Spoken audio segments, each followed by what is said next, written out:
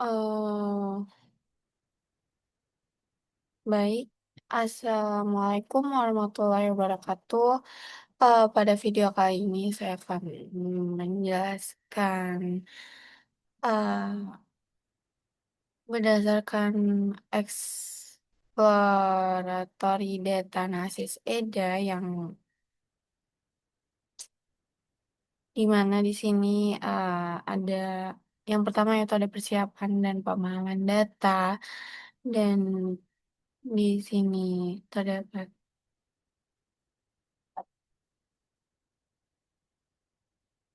Nah, pada tahapan pertama ini dalam exploratory data analisis EDA yang di mana, kita memahami struktur dan isi dan konteks dari dataset yang akan dianalisis. Nah, dataset yang digunakan, merupakan e-commerce ya, transaction, data dengan total 521 ya, baris dan kolom. Nah, baris dan kolom. Nah, itu additional the invoice CO dan stok kode dan description dan quantity dan invoice data and unit price dan customer ID dan kontari.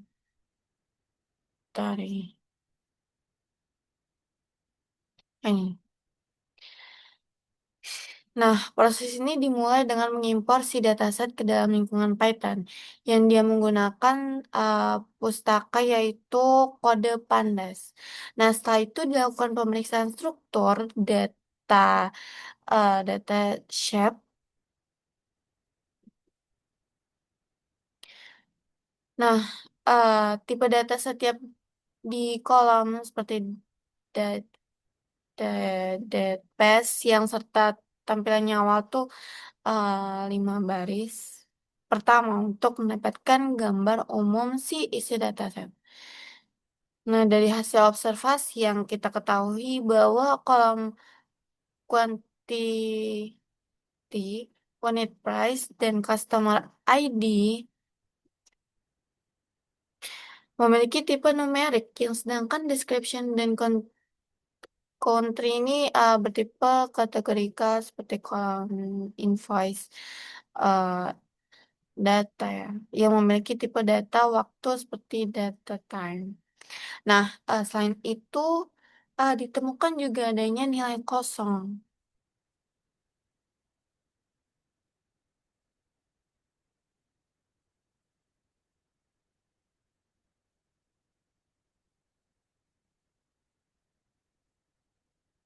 Nah, nilai kosong yang dimana dia menggunakan missing value.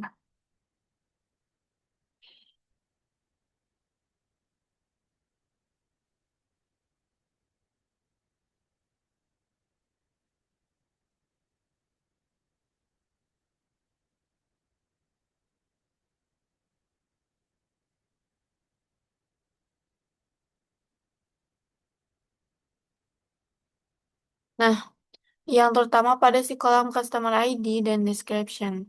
Nah, hal ini menunjukkan bahwa setiap tahap pembersihan data dapat diperlukan sebelum dilakukan analisis lebih lanjut. Nah, kita masuk ke yang kedua, di mana ada pembersihan data yaitu missing value dan outlier.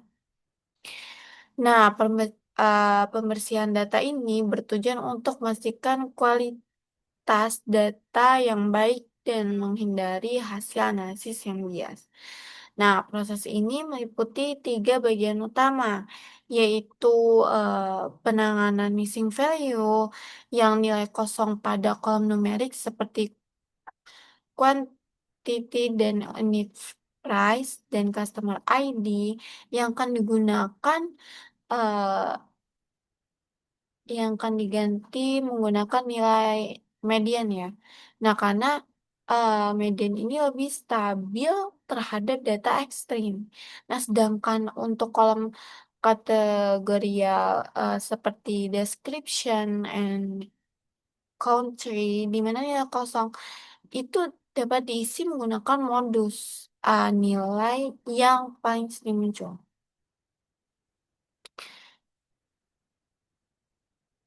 Yang kedua untuk penghapusan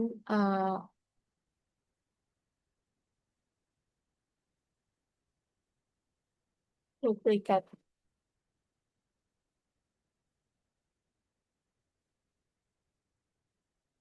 Nah, penguasaan duplikatnya ditemukan beberapa basis data yang identik, sehingga dilakukan penghapusan data duplikat agar hasil analisis tidak terdistori oleh si entry ganda.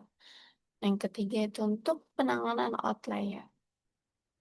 Nah, untuk mengatasi nilai ekstrim, digunakan metode EQR Interquartile Range.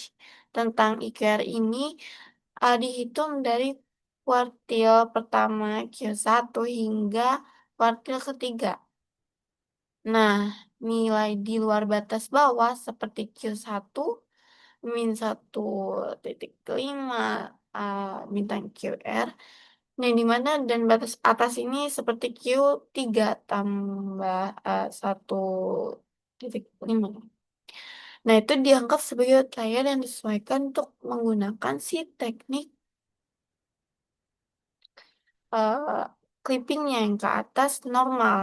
Setelah tahap pemeriksaan ini, dataset dia akan menjadi lebih bersih ya, seperti konsisten dan siap digunakan untuk tahap analisis berikutnya. Ini box plot seperti deteksi outlier pada sekolah numerik ya. Lanjut ke nomor 3. Nah, masuk ke statistik deskriptif. Nah, di mana tahapan statistik ini deskriptif yang dilakukan untuk memahami karakteristik umum dari data baik numerik maupun kategori. Beberapa hasil yang diperoleh adalah sebagai berikut.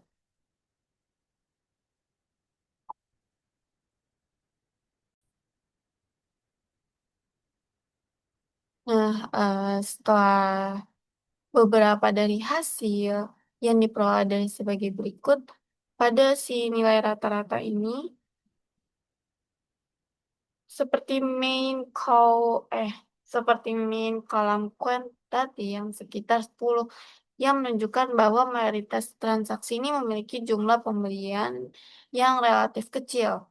Rata-rata harga satuan unit price-nya itu sekitar 3,45 dengan sebagian besar produk yang memiliki harga di bawah 10. Nah, dari sisa kategori kali ini, negara dengan transaksi terbanyak adalah United Kingdom, diikuti oleh si Jerman, Prancis, dan Belanda. Nah, analisis ini deskriptif ini memberikan gambaran bahwa data transaksi didominasi oleh penjual produk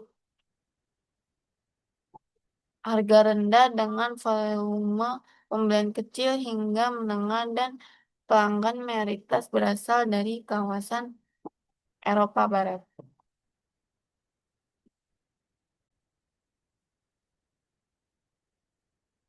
Nah, pada analisis deskriptif ini memberikan gambaran bahwa data transaksi didominasi oleh penjualan produk uh, harga rendah, um, harga rendah dengan uh, volume pembelian kecil hingga menengah dan pelanggan di mayoritas ini berasal dari kawasan Eropa Barat. Hmm, masuk keempat. Analisis hubungan antar variabel. Nah, tahapan ini bertujuan untuk mengetahui hubungan atau korelasi antar variabel numerik di dalam dataset. Nah, eh, kolom baris pertama total price yang ditambahkan yang merupakan hasil perkalian antara si quantity dan unit price yang untuk mempresentasikan total nilai transaksi per barisnya. Nah, analisis korelasi menunjukkan terdapat korelasi positif kuat antara si kuantiti dan total price.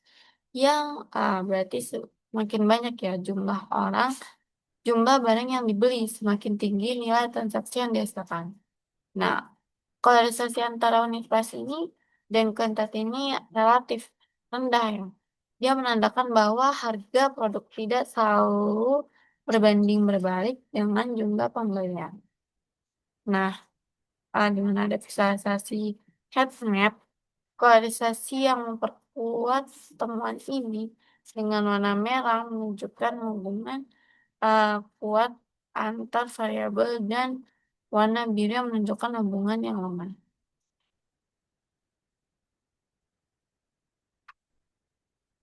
Kita masuk ke yang kelima, yang dimana visualisasi dan interpretasi, yang dimana visualisasi ini digunakan untuk memudahkan interpretasi dan menemukan pola yang tidak langsung terlihat dari data mentah. Nah, pada gambar ini histogram unit price, yang dimana distributif harga satuan produk ini menunjukkan bahwa sebagian besar harga berada di kisaran rendah di bawah 5. Nah, hal ini menunjukkan bisnis e-commerce lebih berfokus pada penjualan produk murah dengan value tinggi. Yang kedua, proporsi yang berdasarkan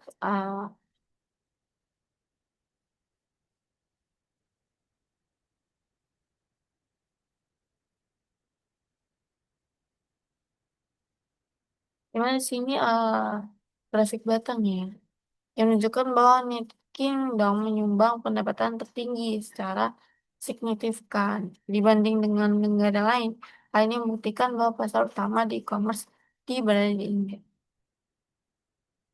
Nah, pada penjualan per bulan, analisis penjualan ini berdasarkan bulan menunjukkan peningkatan signifikan menjelang akhir tahun 2011. Nah, pola ini menunjukkan adanya sensor tren di mana transaksi meningkat tajam pada periode liburan dan akhir tahun.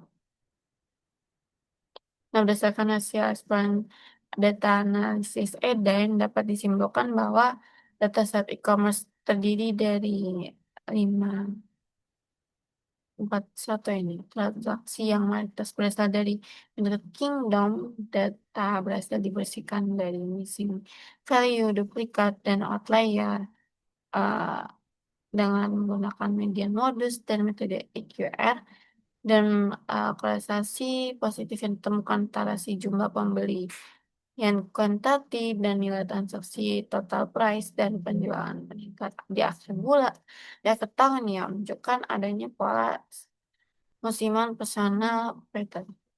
Mungkin ini video saya akhiri. Wassalamualaikum warahmatullahi wabarakatuh.